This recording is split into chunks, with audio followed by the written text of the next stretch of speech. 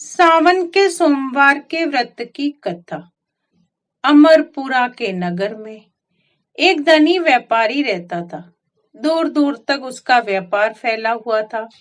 नगर में उस व्यापारी का सभी लोग मान सम्मान करते थे। इतना सब कुछ होने पर भी वह व्यापारी अंतर मन से बहुत दुखी था, क्योंकि उस व्यापारी का कोई पुत्र नहीं था। दिन रात उसे यही एक चिंता सताती रहती थी।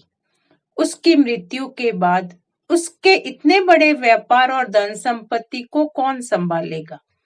पुत्र पाने की इच्छा से वह व्यापारी प्रति सोमवार भगवान शिव की व्रत पूजा किया करता था। सायकाल को व्यापारी शिव मंदिर में जाकर भगवान शिव के सामने घी का दीपक जलाया करता था। उस व्यापारी की भक्ति देखकर एक दिन पार्वती जी ने भगवान शिव से कहा, हे प्राणनाथ, यह व्यापारी आपका सच्चा भक्त है। कितने दिनों से यह श्रावण के सोमवार का व्रत और पूजा नियमित कर रहा है। भगवान, आप इस व्यापारी की मनोकामना अवश्य पूर्ण करें। भगवान शिव ने मुस्कुराते हुए कहा, हे पार्वती, इस संसार में सबको उसके कर्म के अनुसार फल की प्राप्ति होती है। प्राणी जैसा कर्म करते हैं उन्हें वैसा ही फल प्राप्त होता है। इसके बावजूद पार्वती जी नहीं मानी। उन्होंने आग्रह करते हुए कहा, नहीं प्राणनाथ, आपको इस व्यापारी की इच्छा पूरी करनी ही पड़ेगी। ये आपका अनन्य भक्त है। प्रति सोमवार आपका विधिवत व्रत करता है और पूजा अर्चना के बाद आपको भोग लगाकर एक समय भोजन ग्रहण करता है। आपको इसे पुत्र प्राप्ति का वरदान देना ही होगा। पार्वती जी का इतना आग्रह देखकर भगवान शिव ने कहा, तुम्हारे आग्रह पर मैं इस व्यापारी को पुत्र प्राप्ति का वरदान देता हूँ, लेकिन इसका पुत्र 16 वर्ष से अधिक जीवित नहीं रहेगा। उसी रात भगवान शिव ने स्वप्न में उस व्यापारी को दर्शन देकर उसे पुत्र प्राप्ति का वरदान दिया और उसके पुत्र के 16 वर्ष तक जीवित रहने की बात भी बताई।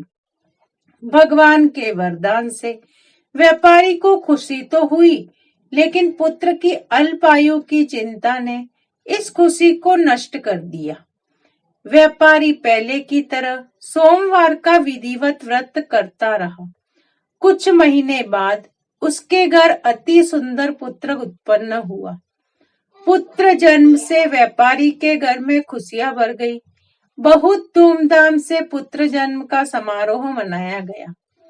व्यापारी को पुत्र जन्म की अधिक खुशी नहीं हुई, क्योंकि उसे पुत्र की अल्पायु के रहस्य का पता था। यह रहस्य घर में किसी को मालूम नहीं था। विद्वान ब्राह्मणों ने उस पुत्र का नाम अमर रखा। जब अमर 12 वर्ष का हुआ तो शिक्षा के लिए उसे वाराणसी भेजने का निश्चय हुआ। व्यापारी ने अमर के मामा दीपचंद को बुलाया और कहा कि अमर को शिक्षा प्राप्त करने के लिए वाराणसी छोड़ आओ। अमर अपने मामा के साथ शिक्षा प्राप्त करने के लिए चल दिया। रास्ते में जहां भी अमर और दीपचंद रात्रि विश्राम के लिए ठहरते, वहीं यज्ञ करते और ब्राह्मणों को भोजन कराते। लंबी यात्रा के बाद अमर और दीपचंद एक नगर में पहुंचे। उस नगर के राजा की कन्या के विवाह की खुशी में पूरे नगर को सजाया गया था। निश्चित समय पर बारात आ गई, लेकिन वर का पिता अपने बेटे के एक आंख के काने होने के कारण बहुत चिंतित था। उसे इस बात का भय सता रहा था कि राजा को इस बात का पता चलने पर कहीं वह विवाह से इनकार न कर दे। इससे उसकी बदनामी होगी। वर के पिता ने अमर को देखा तो उसके मस्तिष्क में एक विचार आया। उसने सोचा, क्यों न इस लड़के को दूल्हा बनाकर राजकुमारी से विवाह करा दूं। विवाह के बाद इसको धन देकर विदा कर दूंगा और राजकुमारी को अपने नगर में ले आऊंगा। वर के पिता ने इसी संबंध में दीपचंद और अमर से बात की। दीपचंद ने धन मिलने के लालच में वर के पिता की बात स्वीकार कर ली। अमर को दूल्हे के वस्त्र पहनाकर राजकुमारी चंद्रिका से विवाह करा दिया गया। राजा ने बहुत सा धन देकर राजकुमारी को विदा किया। अमर जब लौट रहा था तो सच नहीं छिपा सका और उसने राजकुमारी की ओढ़नी पर लिख दिया, राजकुमारी चंद्रिका, तुम्हारा विवाह तो मेरे साथ हुआ था। मैं तो वाराणसी में शिक्षा प्राप्त करने जा रहा हूँ। अब तुम्हें जिस नवयुवक की पत्नी बनना पड़ेगा वह कान्हा है। जब राजकुमारी ने अपनी ओढ़नी पर लिखा हुआ पढ़ा तो उसने कान्हे लड़के के साथ जाने से इनकार कर दिया। राजा ने सब बातें जानकर राजकुमारी को महल में रख दिया। उधर अमर अपने मामा दीपचंद के साथ वाराणसी पहुंच गया। अमर ने गुरुकुल में पढ़ना शुरू कर दिया। जब अमर 16 वर्ष का हुआ तो उसने एक यज्ञ किया। यज्ञ की समाप्ति पर ब्राह्मणों को भोजन कराया और खूब अन्न वस्त्र दान किए। रात को अमर अपने शयन कक्ष में सो गया। शिव के वरदान के अनुसार शयना अवस्था में ही अमर के प्राण पखेरु उड़ गए। सूर्योदय पर मामा अमर को मृत देखकर रोने पीटने लगा। आसपास के लोग भी इकट्ठे होकर दुख प्रकट करने लगे। मामा के रोने विलाप करने के स्वर समीप से गुजरते हुए भगवान शिव और माता पार्वती जी ने भी सुने। पार्वती जी ने भगवान से कहा, प्राणनाथ, मुझको इसके रोने के स्वर सहन नहीं हो रहे हैं। आप इस व्यक्ति के कष्ट को अवश्य दूर करें। भगवान शिव ने पार्वती जी के साथ अदृश्य रूप से समीप जाकर अमर को देखा तो पार्वती जी से बोले, पार्वती, यह तो उसी व्यापारी का पुत्र है जिसे मैंने उसे 16 वर्ष की आयु का वरदान दिया था। इसकी आयु तो पूरी हो गई है। पार्वती जी ने फिर भगवान शिव से निवेदन किया, हे प्राणनाथ, आप इस लड़के को जीवित करें, नहीं तो इसके माता पिता पुत्र की मृत्यु के कारण रो रो कर अपने प्राणों का त्याग कर देंगे।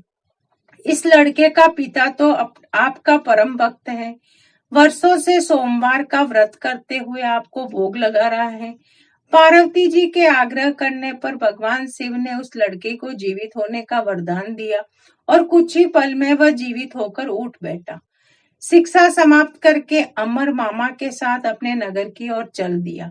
दोनों चलते चलते उसी नगर में पहुंचे जहां अमर का विवाह हुआ था। उस नगर में भी अमर ने यज्ञ का आयोजन किया। समीप से गुजरते हुए नगर के राजा ने यज्ञ का आयोजन देखा। राजा ने अमर को तुरंत पहचान लिया। यज्ञ समाप्त होने पर राजा अमर और उसके मामा को महल ले आया और कुछ दिन उन्हें महल में रखकर बहुत सा धन वस्त्र देकर राजकुमारी को विदा किया। रास्ते में सुरक्षा के लिए राजा ने बहुत से सैनिकों को भी साथ भेजा। दीपचंद ने नगर में पहुंचते ही एक दूत को घर भेजकर उसके आगमन की सूचना भेजी। अपने बेटे अमर के जीवित वापस लौटने की सूचना से व्यापारी बहुत प्रसन्न हुआ। व्यापारी ने अपनी पत्नी के साथ स्वयं को एक कमरे में बंद कर रखा था। भूखे प्यासे रहकर व्यापारी और उसकी पत्नी बेटे की प्रतीक्षा कर रहे थे। उन्होंने प्रतिज्ञा कर रखी थी, यदि उन्हें अपने बेटे की मृत्यु का समाचार मिला तो दोनों अपने प्राण त्याग देंगे। व्यापारी अपनी पत्नी और मित्रों के साथ नगर के द्वार पर पहुंचा। अपने बेटे के विवाह का समाचार सुनकर पुत्रवधू राजकुमारी चंद्रिका को देखकर उसकी खुशी का ठिकाना न रहा। उसी रात भगवान शिव ने व्यापारी के स्वप्न में आकर कहा, हे सृष्टि, मैंने तेरे सोमवार के व्रत करने और व्रत कथा सुनने से प्रसन्न होकर तेरे पुत्र को लंबी आयु प्रदान की है। व्यापारी बहुत प्रसन्न हुआ। सोमवार का व्रत करने से व्यापारी के घर में खुशियां आई।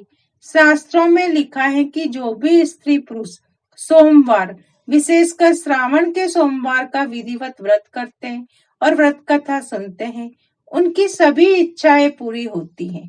राधे राधे।